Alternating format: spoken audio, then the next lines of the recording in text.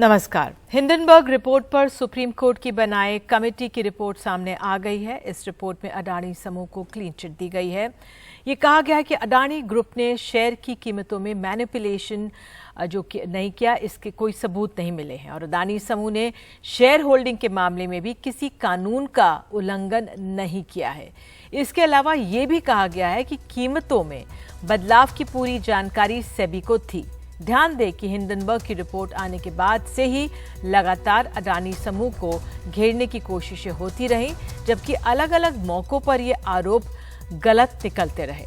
कुछ ही दिन पहले सुप्रीम कोर्ट ने याचिकाकर्ता को फटकार लगाई कि सेबी पर संदेह ना करें।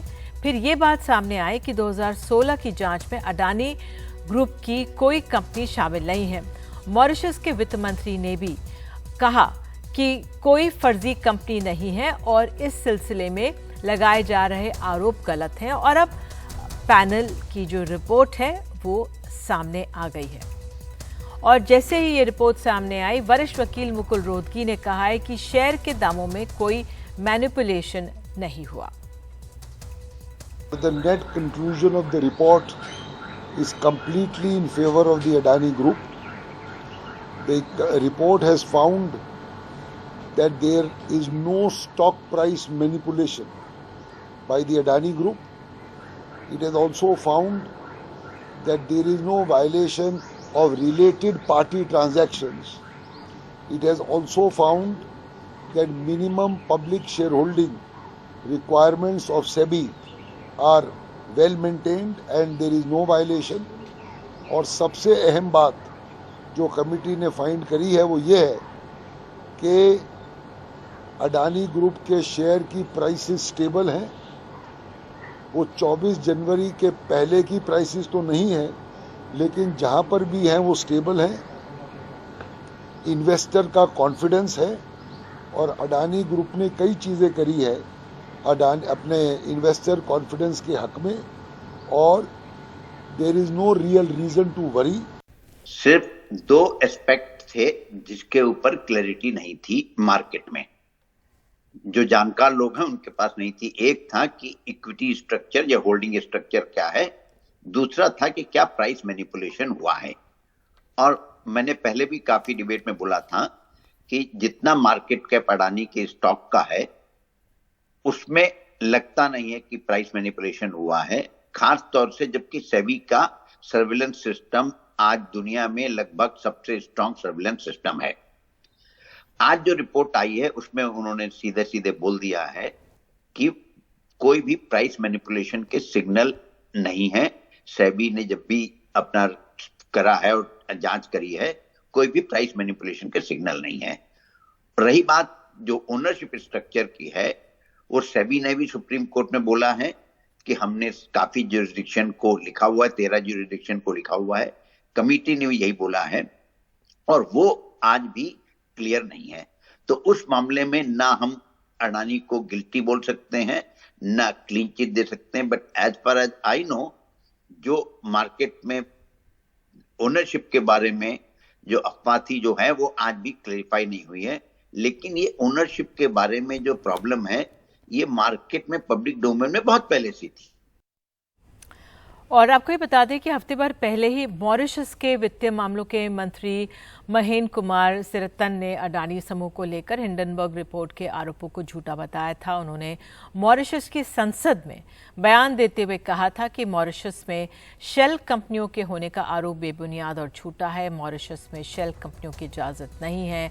सारी ग्लोबल कंपनियों को यहाँ के कानून के हिसाब से चलना पड़ता है। यहाँ किसी कानून का उल्लंघन नहीं हुआ। हमने तमाम कंपनियों की रिपोर्ट मांगी है और हम संतुष्ट हैं कि वो कानूनों पर अमल कर रही हैं। तो हिंडनबर्ग ने करीब 3 महीने पहले आरोप लगाया कि अडानी समूह मॉरिशस के कानून का पालन नहीं कर रहा है और शेयर प्राइस मैनिपुलेट कर रहा है। मॉरिशस के मंत्री का साफ कहना है कि उनके यहाँ कोई ऐसी कंपनी नहीं है। बहरहाल तो आज ये अहम दिन रहा जिस तरह से सुप्रीम कोर्ट की तरफ से जो निर्मित कमेटी थी उसने क्लीन चिट दे दी है। इस पर बात करने के लिए हमारे साथ खास मेहमान हैं तो आपको बता दें आलोक जोशी वरिष्ठ पत्रकार, हर्षवर्धन त्रिपाठी वरिष्ठ पत्रकार, नितिन मेश्राम वरिष्ठ वकील हमारे साथ मौजूद हैं, अश्विनी दुबे वकील सुप्रीम कोर्ट हमारे साथ हैं, तहसीन पूनावाला राजनीतिक विश्लेषक हमारे साथ जुड़े हुए हैं।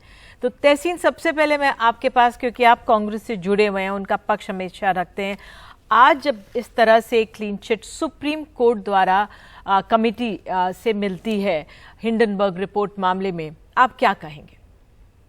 निधि जी, मैं पक्ष देश का रखता हूँ और देश हित सर्वोपरि होता है, सबसे ऊपर होता है। तो ठीक है, मैं किसी एक दल को वोट करता हूँ, लेकिन मैंने हमेशा इस मामले में ये कहा है, लगातार कहा है कि दो चीजें हैं। आरोप किसने लगाया, क्या उनका उसमें कोई कमर्शियल इंटरेस्ट था? और हिंडनबर्ग का बिल्कुल कमर्शियल इंटरेस्ट था, शॉर्ट सेलिंग में उनका इंटरेस्ट था। ये अलग बात है, उन्होंने उस इंटरेस्ट को डिस्क्लोज किया, स्किन इन द गेम था, बट उनका ये इंटरेस्ट था कि अडानी के शेयर्स गिरे।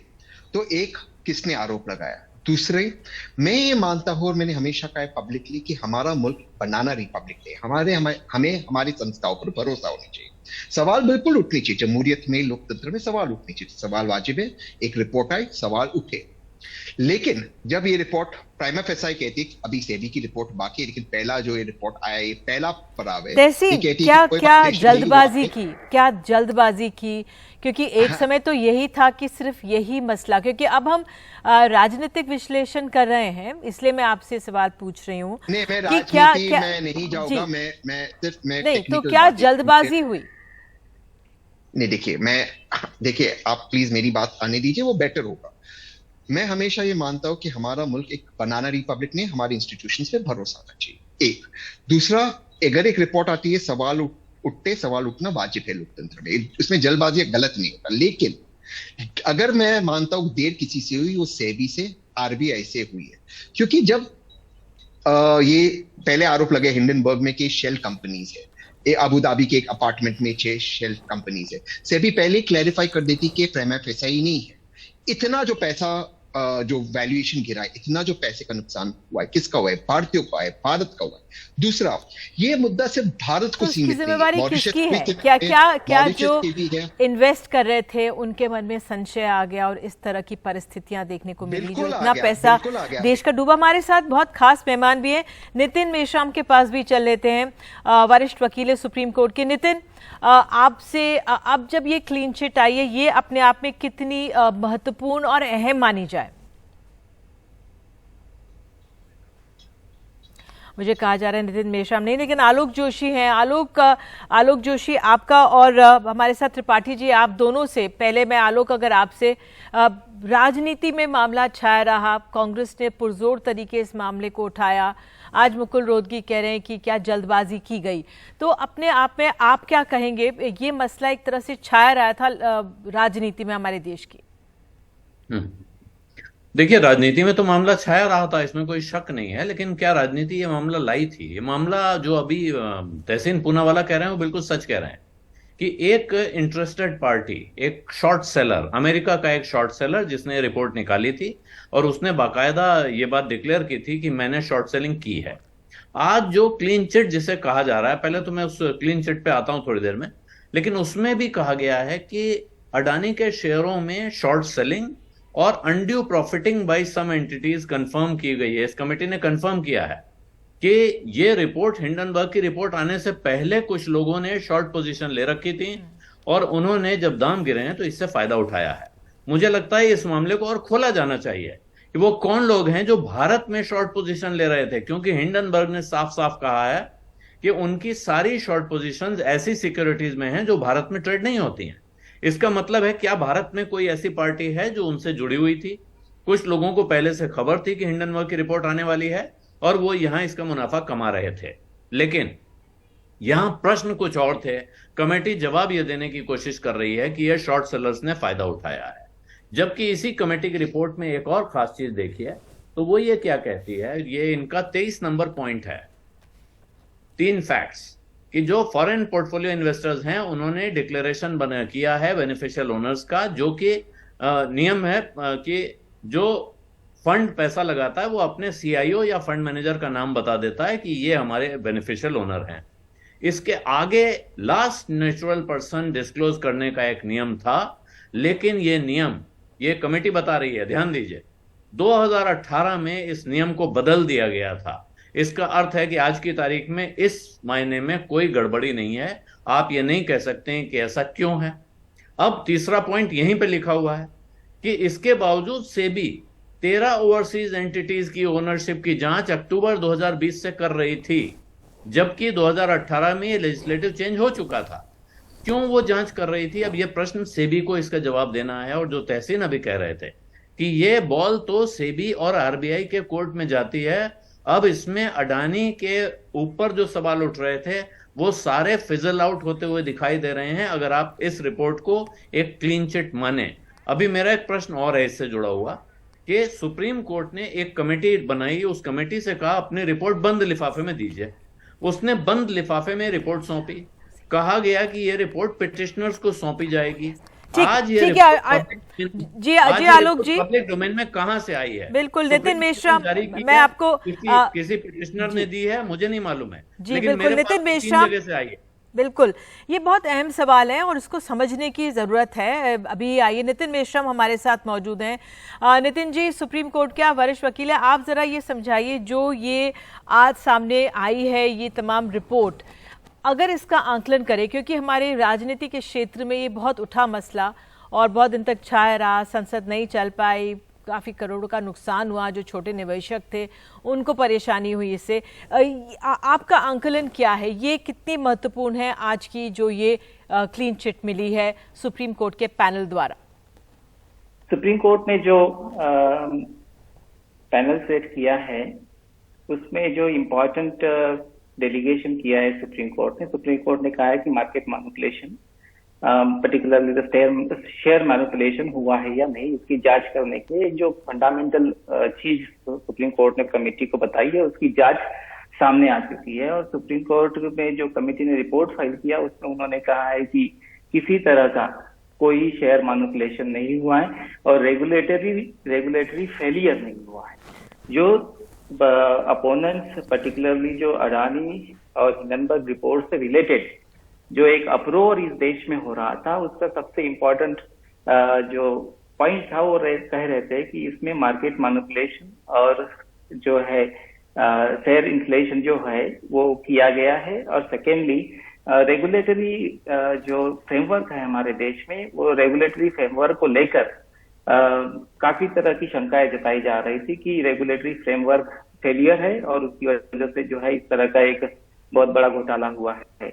लेकिन सुप्रीम कोर्ट जो most trustworthy committee supreme court की है, उसने जब ये कहा है कि इस तरह का किसी तरह का कोई फेलियर नहीं हुआ है, तो मुझे लगता है कि दैट इंस्पायर्स द कॉन्फिडेंस, जो पब्लिक का कॉन्फिडेंस है हमारी देश की इकोनॉमी और इकोनॉमिक रेगुलेटरी सिस्टम जो है उसके ऊपर वो कॉन्फिडेंस रिस्टोर करता है। और ये मेरे हिसाब से बहुत इंपॉर्टेंट चीज है।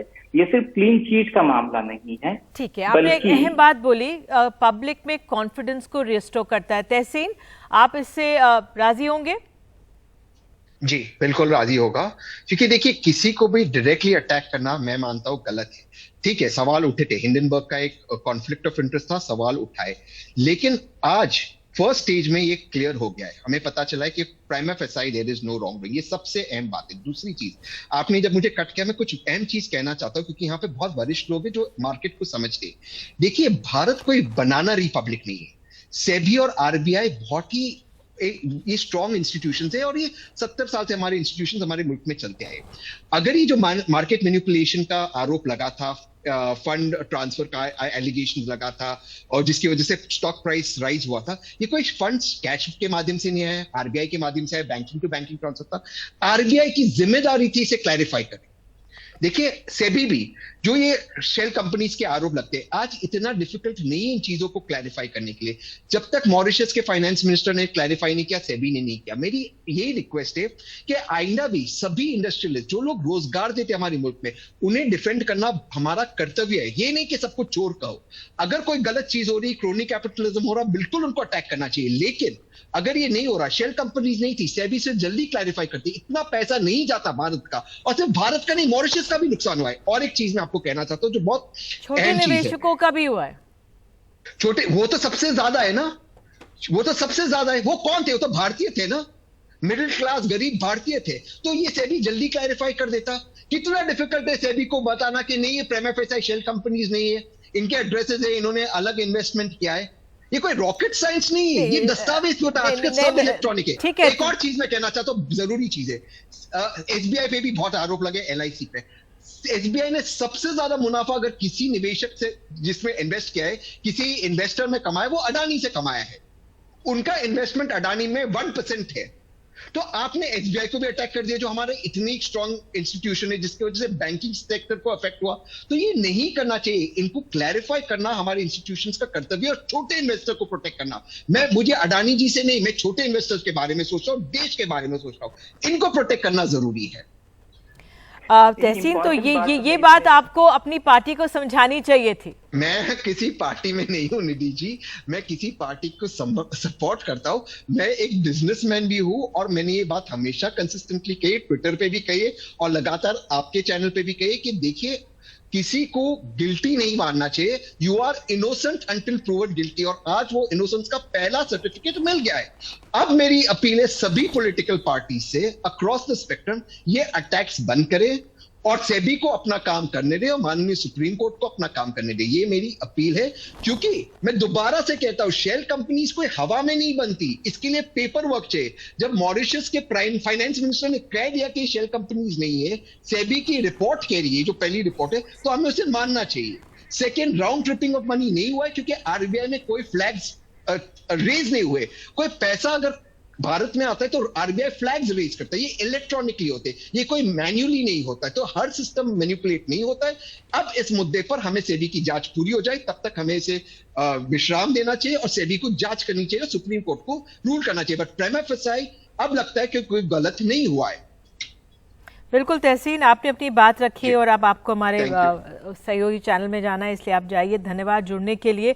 तो हमारे साथ हर्षवर्धन त्रिपाठी भी मौजूद हैं और साथ ही मुझे बताया जा रहा है अश्विनी दुबे भी हमारे साथ हैं। अगर हर्षवर्धन त्रिपाठी, मैं अगर आपके पास आ जाऊं इस समय, इसका क्या असर हुआ जिस तरह से राजनीतिक दलों ने उठाया इस पूरे मामले को, और आज एक तस्वीर हमारे सामने आई है, आपका क्या आंकलन?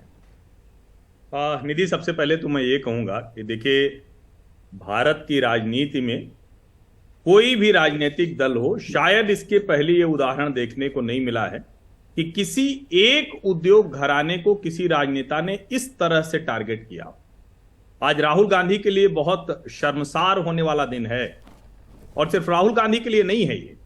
आप अगर ध्यान से देखें तो जो लोग बहुत अपशब्द कह रहे थे, जिस तरह के नारे गांधी प्रतिमा के नीचे बैठकर लगा रहे थे, और मुझे तो आज आश्चर्य हो रहा है कि आज अगर महात्मा गांधी और जमनालाल बजाज होते, जिनको कैपिटलिस्ट गांधीवादी कहा जाता था, तो आज उनके बारे में ये लोग किस तरह की बात कर रहे होते।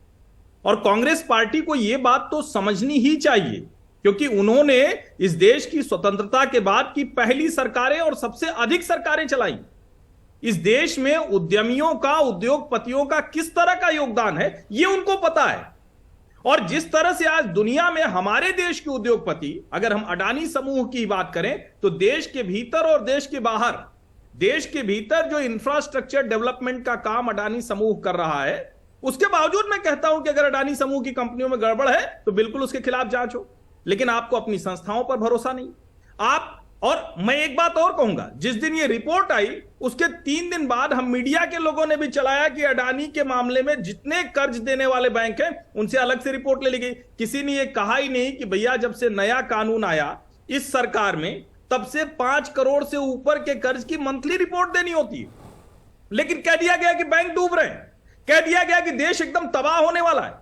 मुझे लगता है कि राजनेताओं को थोड़ा जिम्मेदार होना चाहिए, और महुआ मोइत्रा और संजय सिंह जैसे नेता जो तालियां बजा रहे थे और अपशब्द कह रहे थे, उनको भी इस बात का ख्याल रखना चाहिए कि देश की अर्थव्यवस्था, देश की इकोनॉमी और ओवरऑल अगर हम कहें तो we the people of India, जो कॉन्स्टिट्यूशन पे हमें भरोसा है, अगर उसको ध्वस्त करने की कोशिश होगी तो ये ठीक नहीं। और आज देखिए, कल कर्नाटक में जीत का शपथ ग्रहण होगा, और आज राहुल गांधी के लिए दिन बड़ा मुश्किल वाला दिन होगा उनके लिए। ठीक है, कांग्रेस के नेता नहीं है, इसलिए मैं राजनीतिक वो बयानबाजी। और अश्विनी दुबे हमारे साथ बताया जा रहा है। अश्विनी जी, आपसे जो आज ये पूरा मामला सामने आया है, इसमें तमाम पहलू सामने आए हैं, और इसमें यह भी कहा गया कि हिंडनबर्ग रिपोर्ट के बाद अडानी ग्रुप ने निवेशकों को राहत देने की भी कोशिश की, तो एक बहुत बड़ी चुनौती थी जिसके बाद फिर आगे बढ़ा गया धीरे धीरे? जी बिल्कुल, देखिए आज ये साबित हुआ है कि एजेंडा ड्रिवन एक्सरसाइज हुई। एक रिपोर्ट आती है एक पन्ने की, वो रिपोर्ट तो सभी पढ़ते हैं, लेकिन उसका जो रिप्लाई होता है 453 पन्ने का, वो कोई पढ़ने की कोशिश नहीं करता। सुप्रीम कोर्ट ने अपने विजडम से 6 बड़े इंटेलेक्चुअली एक्सपर्ट लोगों की कमेटी बनाई, justice Sapre, mister KV Kamat, mister OP Bhatt, mister Nandan Nilekani and justice JP Deodhar और एडवोकेट सोमाशेखर सुंदर। इस कमेटी ने अपने 2 महीने में जो कोर्ट के डायरेक्शन थी, जो जांच का डायरेक्शन दिया गया था, जो बिंदु तय किए गए थे, उसके बाद उन्होंने कहा कि शेयरों में गड़बड़ी और लेखा धोखाधड़ी का जो मामला है वो बिल्कुल निराधार है। शेयरों की कीमत बढ़ने में कानूनों का उल्लंघन नहीं हुआ, लेकिन इस सब बीच में जो डैमेज करना था, बिना किसी निष्कर्ष के, बिना किसी जजमेंट के, बिना किसी कोर्ट के ऑर्डर के, वो डैमेज उस ग्रुप को कर दिया। अब उसकी रिकवरी कैसे होगी वो एक अलग विषय है। दूसरा, जब 2 पहलू में जांच हो रही है, एक हमारी रेगुलेटरी बॉडी जांच कर रही है और एक एक्सपर्ट पैनल जांच कर रहा है, उस पैनल की रिपोर्ट आने से पहले तक खास तौर से हर एक व्यक्ति की जिम्मेदारी बनती है, चाहे वो जिम्मेदार व्यक्ति हो, चाहे राजनीतिक व्यक्ति हो या राजनीतिक पार्टी को सपोर्ट कर रहा हो, कि वो ऐसे आरोप नहीं लगाए जिससे इन्वेस्टर्स का, क्योंकि एक इंडिविजुअल का पैसा नहीं है, इसमें बहुत सारे इन्वेस्टर्स का पैसा लगा हुआ है, और एक अनर्गल बात से, एक झूठी बात से वो लोगों का पैसा डूब भी सकता है, वो कंपनी भी डूब सकती है, और तमाम लोगों का जो विश्वास, जो क्रेडिबिलिटी इतने सालों में अर्न किया है। तो खैर, आज सुप्रीम कोर्ट के इस रिपोर्ट से साबित हुआ। दूसरा, बार बार अभी फिर दूसरे पहलू पर चर्चा हो रही है। दूसरे पहलू पर चर्चा ये हो रही है कि अभी भी 2016 से जो जांच चल रही है, कल तो बहस ये भी चल रही, 2016 से लगातार जांच चल रही है और वो जांच डिस्क्लोज नहीं किया, जबकि बार बार सेबी के अधिकारी आकर एफिडेविट देकर कह रहे हैं कि वो जो जांच चल रही है वो that pertains to the global depository receipts, वो 15 इंडियन लिस्टेड कंपनीज है, इसमें अडानी ग्रुप का कोई रोल ही नहीं है। और हम जो जांच शुरू किए हैं उस जांच में, चूंकि इसमें बहुत सारे फॉरेन एंटिटीज इन्वॉल्व है ट्रांजैक्शन के बीच में, और इसीलिए जो मल्टीलेटरल मेमोरेंडम ऑफ अंडरस्टैंडिंग है, जो international organisation of security commission, वहां से हमने रिपोर्ट मांगी है, उसमें थोड़ा समय लगेगा। बिल्कुल। मुझे बहुत बहुत धन्यवाद अश्विनी जी जुड़ने के लिए। हमारे साथ अनुप्रिया हैं, आपको बता दें जेडीयू से हमारे साथ, जेडीयू की नेता। बहुत बहुत धन्यवाद अनुप्रिया जुड़ने के लिए। आपसे अनुप्रिया, जो ये आज सुप्रीम कोर्ट में क्लीन चिट मिली है, जो पैनल था एक तरह से सुप्रीम कोर्ट द्वारा नियुक्त पैनल था, उससे जो एक क्लीन चिट मिली है, क्या इससे लगता है जो पॉलिटिकल डिस्कोर्स हुआ था वो आरोप, क्या जवाब मिल गया आप लोगों को? बहुत बहुत धन्यवाद निधि जी, आप शो में आमंत्रण करने के लिए। देखिए, सर्वप्रथम जो ये मामला, जब हिंडनबर्ग की रिपोर्ट आती है और ये मामला जब देश के सामने होता है, तो विषय जब विपक्ष उठाता है तब तक हमें प्रधानमंत्री जी की, मोदी जी के ऊपर में टिकटकी निगाहें लगा के बैठी होती है देश की जनता, कि लोगों का जो विश्वास डगमगा रहा होता है कि प्रधानमंत्री मोदी जी या पक्ष की तरफ से कुछ भी कहा जाएगा तब कोई भी चुप्पी नहीं तोड़ी गई। इस संदर्भ में विपक्ष ने कहा कि हमें जेपीसी की मांग होनी चाहिए, और जेपीसी की मांग पर कभी भी प्रधानमंत्री मोदी जी या बीजेपी ने कुछ नहीं कहा। तब जाकर के अंततः सुप्रीम कोर्ट ने खुद से संज्ञान लिया, तो राजनीतिक मुद्दा बनने दिया गया है ये पक्ष के द्वारा। जब देश की जनता, ये क्योंकि अडानी जो ग्रुप है वो हमारे भारत से जुड़ी हुई थी, और विदेश की धरती से अगर कोई आरोप लगाया जाए तो पहली प्राथमिकता यह होती है कि देश के जो नेता है या पक्ष, इस पे चुप्पी तोड़नी चाहिए थी, और जनता के अंदर जो एक विश्वास डगमगा रहा था उसको बनाए रखने के लिए बोलनी चाहिए थी। इसी संदर्भ में विपक्ष ने कहा कि भाई, और मुझे लगता है कि अगर ये पक्ष आज जो रिपोर्ट आए हैं अडानी के जी के संबंध, अगर उनको क्लीन चिट मिली है, तो जेपीसी की मांग भी जो लगातार विपक्ष कर रही है, वो भी जानी चाहिए। लोकतंत्र में विपक्ष को अपनी बात रखने का बिल्कुल हक है और उठाना भी चाहिए, लेकिन आप लोगों ने भी तो गोल पोस्ट बदला ना। आप लोग पहले जेपीसी की मांग के साथ सुप्रीम कोर्ट के पैनल की बात कर रहे थे, फिर पैनल की बात को भूल गए, सिर्फ जेपीसी पे अटके। तो उससे क्या उस समय कुछ हड़बड़ी हुई? क्या उस समय थोड़ा संयम से बढ़ा जाना चाहिए था? नहीं, मैं फिर कह रही हूँ रिद्धि जी की जिस तरह की हालात हुई थी देश में, जिस तरह से एक माहौल बना था, इसीलिए हमें तो लोकतंत्र पे विश्वास है और हमने इसीलिए तो मांग की थी कि भाई आप जेपीसी कर दे। और जो देश में की जनता में एक चिंता की विषय थी। और अगर प्रधानमंत्री मोदी जी इस तरह से अगर वो इनिशिएट लेते, जो कि उनको लेनी चाहिए थी, उन्होंने नहीं लिया। इस कारण से हम अभी भी कहते हैं अगर सुप्रीम कोर्ट ने क्लीन चिट दिया है तो बहुत अच्छी बात है और सुप्रीम कोर्ट का हम सम्मान करते हैं। उनके फैसले पर हम किसी भी तरह की टीका टिप्पणी से हम नहीं करना चाहते। और आज भी मेरी मांग है कि एक बार फिर से जेपीसी मांग को लेकर के है कि वो एक बार इनिशिएट करे और उसमें भी क्लीन चिट मिल जाएगी। अनुप्रिया, क्योंकि देखिए आप कर्नाटक के नतीजों के बाद विपक्ष अब एकजुट हो रहा है और आप खुद जानते हैं विपक्ष में शरद पवार ने बोला था कि जेपीसी की इस पे इतना अड़ना नहीं चाहिए था कांग्रेस को।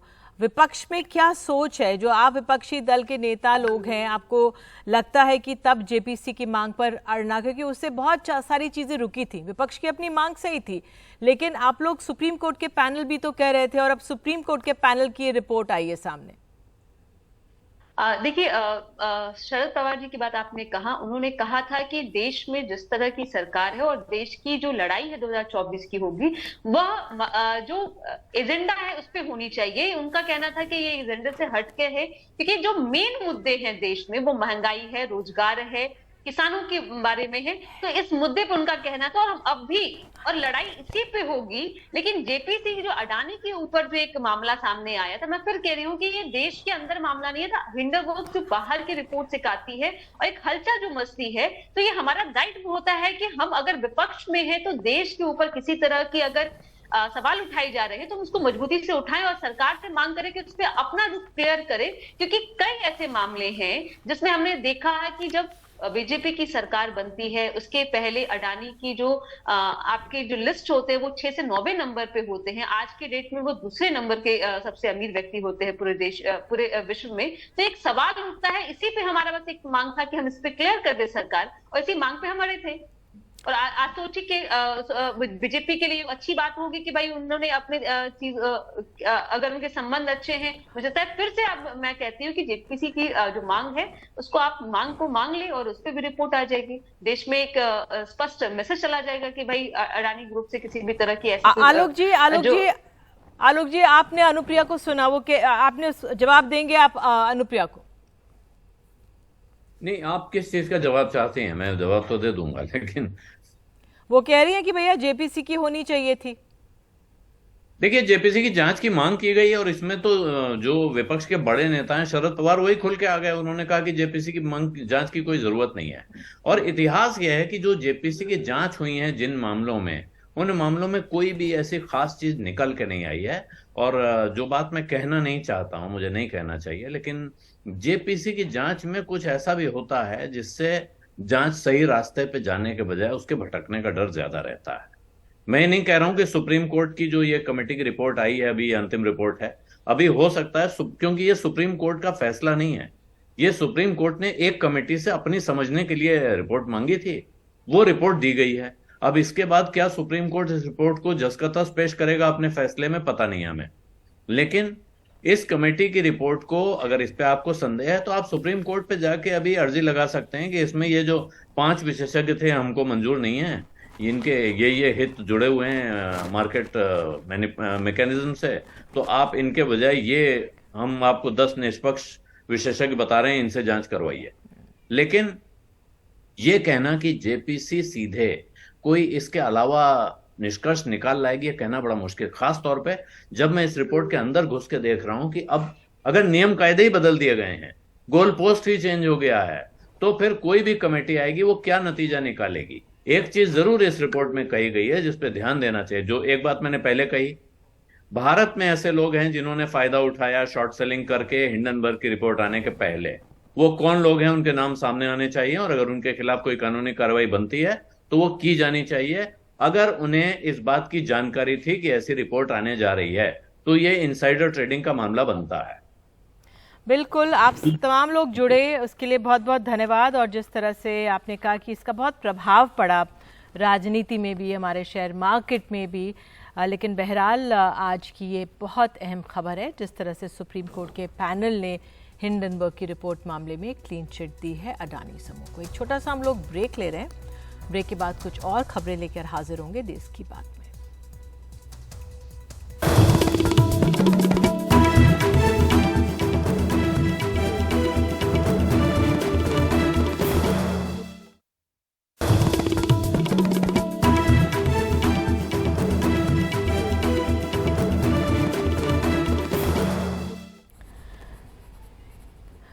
आपको बता दें किस तरह से आज सुप्रीम कोर्ट द्वारा जो कमेटी गठित की गई थी हिंडनबर्ग रिपोर्ट आने के बाद उसकी रिपोर्ट आ गई है और अडानी समूह को क्लीन चिट मिल गई है। लेकिन कई सवाल हैं जो बने हुए। नितिन मेश्राम हमारे साथ हैं जो कि एक वरिष्ठ वकील हैं सुप्रीम कोर्ट के। नितिन जी, इस रिपोर्ट में जो कुछ एक अहम पहलू है उसमें ये कहा गया है कि अडानी की कंपनियों में गैरकानूनी निवेश के सबूत नहीं मिले हैं, संबंधित पार्टी से निवेश में नियमों का उल्लंघन नहीं हुआ है।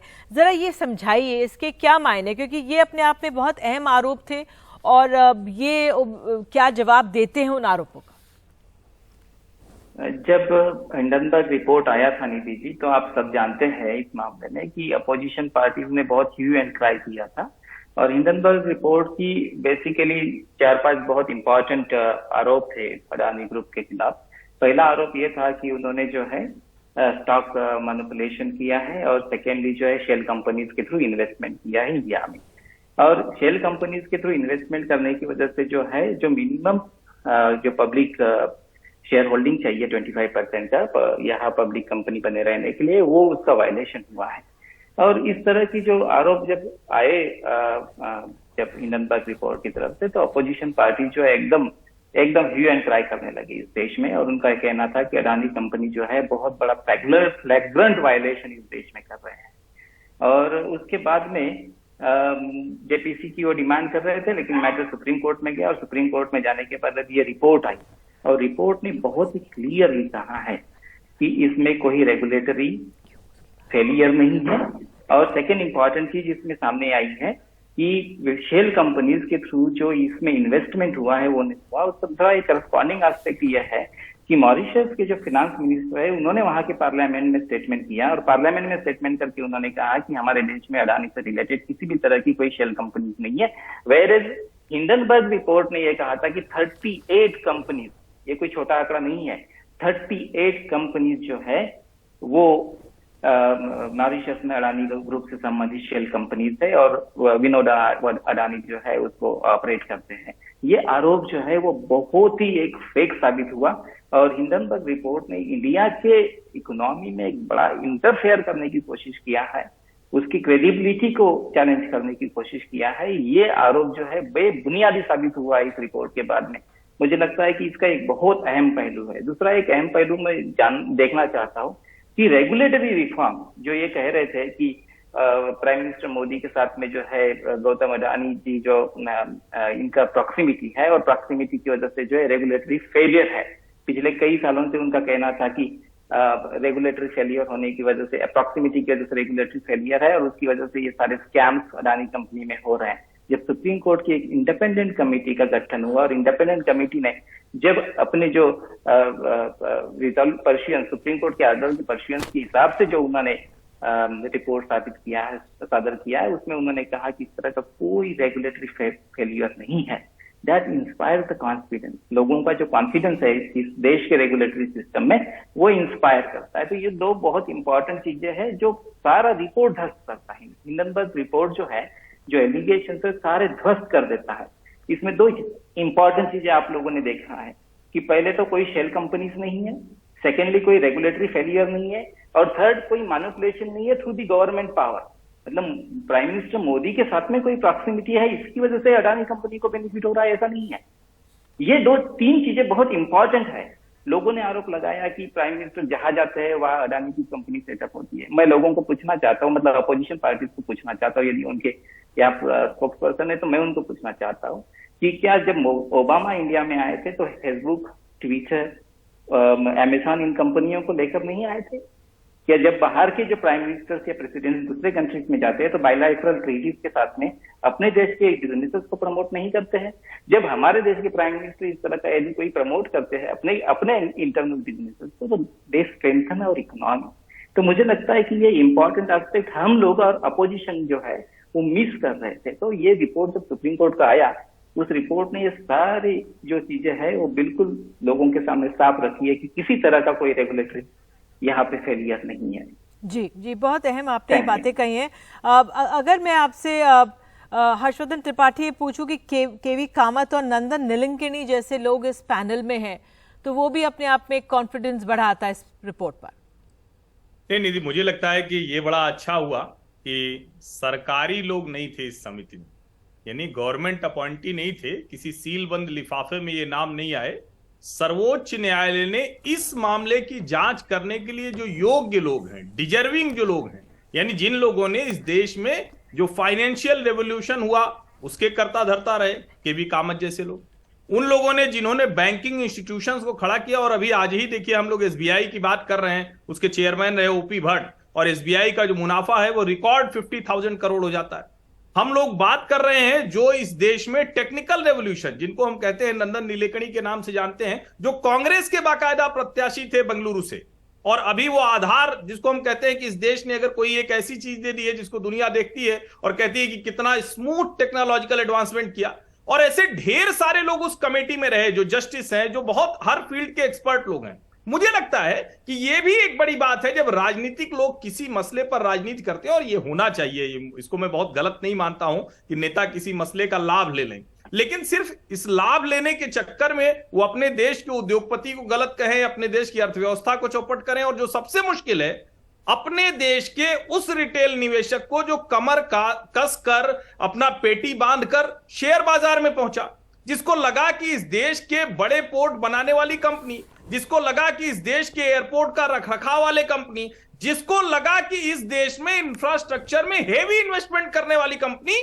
जिसको दुनिया की सरकारें अपने यहां बुला रही, उसके एक क्वेश्चन मार्क आप खड़ा कर देते हैं, एक संदेह पैदा करते हैं, और तब जब ये कमेटी रिपोर्ट दे रही है तो निश्चित तौर पर इसका महत्व बनता है, और लोगों को भी ये बात ध्यान से समझनी चाहिए कि जिसका जो डोमेन है, जिसकी जो स्पेशलाइजेशन है, उसकी बात सुने, और इस देश के रेगुलेटर्स जो हैं, फाइनेंशियल रेगुलेटर्स जो हैं, वो इतने भी सोते नहीं रहते हैं जितना लोगों को लगता है। अगर ऐसा नहीं होता तो हमारे देश की जो बड़ी कंपनियां हैं जो दुनिया के मुकाबले खड़ी होती हैं, और भारत छोड़िए वहां भी वो इसी तरह से जीत रही हैं, आगे बढ़ रही हैं, तो हमें उस तरह से भी सोचना चाहिए।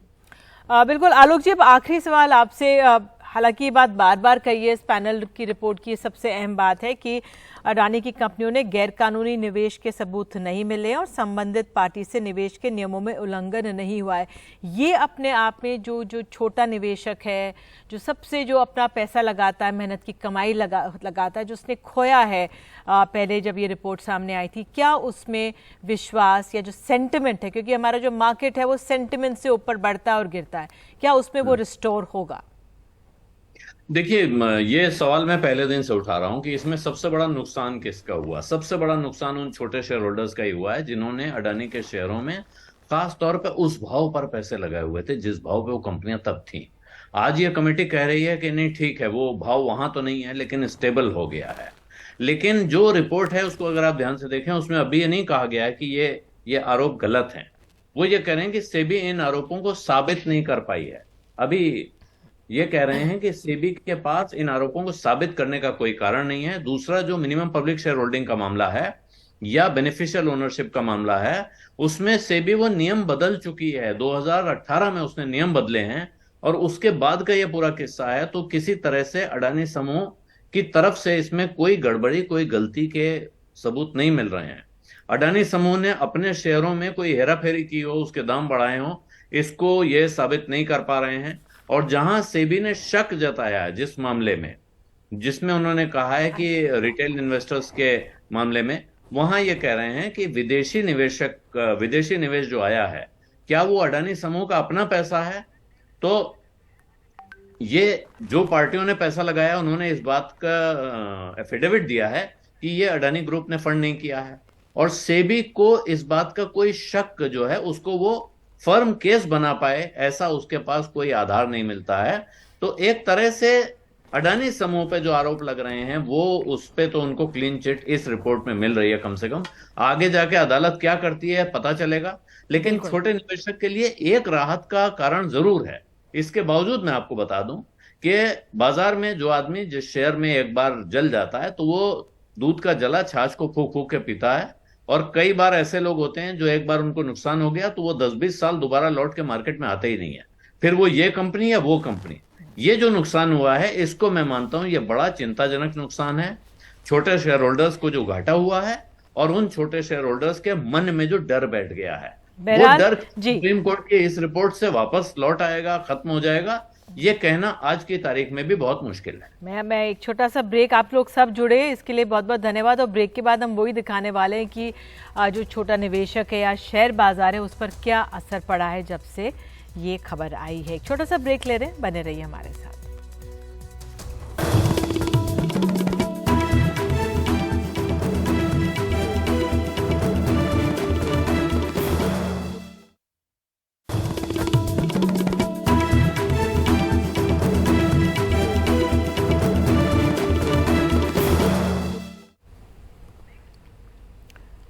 तो हिंडनबर्ग केस में सुप्रीम कोर्ट की कमेटी से अडानी ग्रुप को क्लीन चिट मिलने के बाद शेयर बाजार में के दूसरे हाफ में खरीदारी देखने को मिली है और बाजार रिकवरी के साथ आगे बढ़ रहा है। अडानी ग्रुप के शेयर्स में भी उछाल देखने को मिला है। अडानी एंटरप्राइज 3.49% आगे है। अडानी विल्मर 6.87% से ऊपर है। अडानी पावर 4.91% से। अडानी ग्रीन एनर्जी 4.23% से। अडानी ट्रांसमिशन 4.76% से। अडानी टोटल गैस 3.22% से और एनडीटीवी 3.73% से ऊपर गए हैं।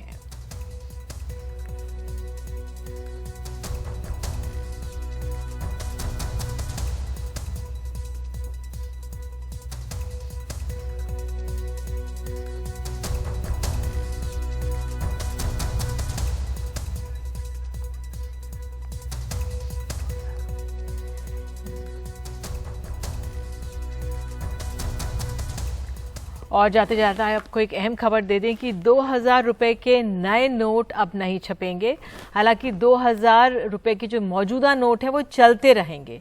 20 सितंबर तक लोग बदलवा लें 2000 के नोट, यानी 20 सितंबर तक अगर आपके पास 2000 रुपए के नोट हैं तो उनका प्रयोग कर लें, उनको बैंक में जाकर आप बदलवा लें। सरकार अब 2000 रुपए के नोट नहीं छापेगी। ये बहुत बड़ी खबर है, अहम खबर है। और इसी के साथ फिलहाल देश की बात में आज इतना ही। नमस्कार।